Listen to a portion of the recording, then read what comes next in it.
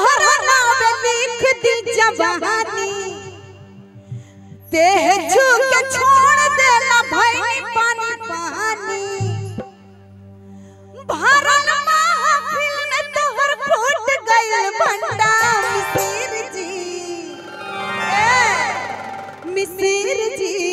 तू ता बड़ा ठंडा मिसिर जी तू ता बड़ा ठंडा मन कर तोहरा नाम लिख दी जवानी देह झुक छोड़ देला भाई पानी पानी भारत महफिल में तोहर फूट गइल भंडा मिसिर जी ओए होए मिसिर जी तू ता बड़ा ठंडा मिसिर जी तू ता बड़ा ठंडा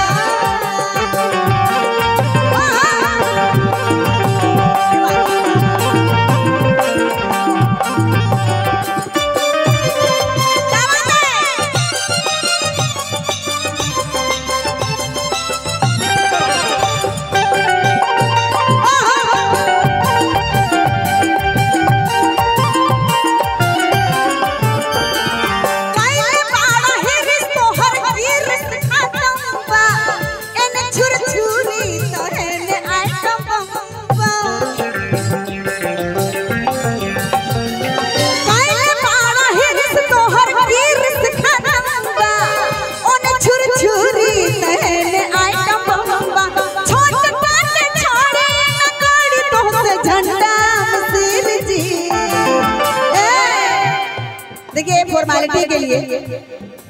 यहाँ फिलहाल मिसिर जी कौन कौन है? मिसिर जी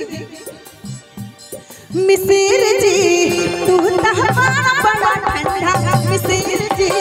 तू बड़ा ठंडा मन कर तोहरा नाम लिख दी जवानी देह झुक छोड़ देला भाई पानी पानी भारत महफिल में तोहर फूट गइल भंडा मिसिर जी मिसिर जी तू ता बड़ा ठंडा मिसिर जी तू ता बड़ा ठंडा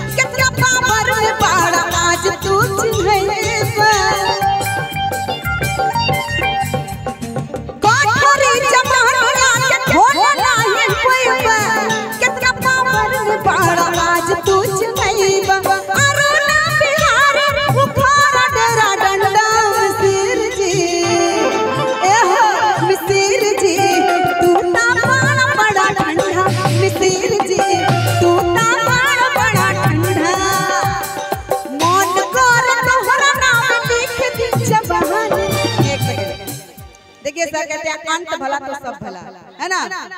हाँ आज इस साल का माहौल पिछले साल की अपेक्षा अलग है ना, और आप लोगों ने अलग बनाया है, बहुत अच्छी बात है। तो ये जो कुछ मोबाइल लेके जैसे वीडियो कर रहे हैं सभी को डांस कराइए डांस। हाँ डांस कर रहे थे ना अभी। मन कर तोहरा नाम लिख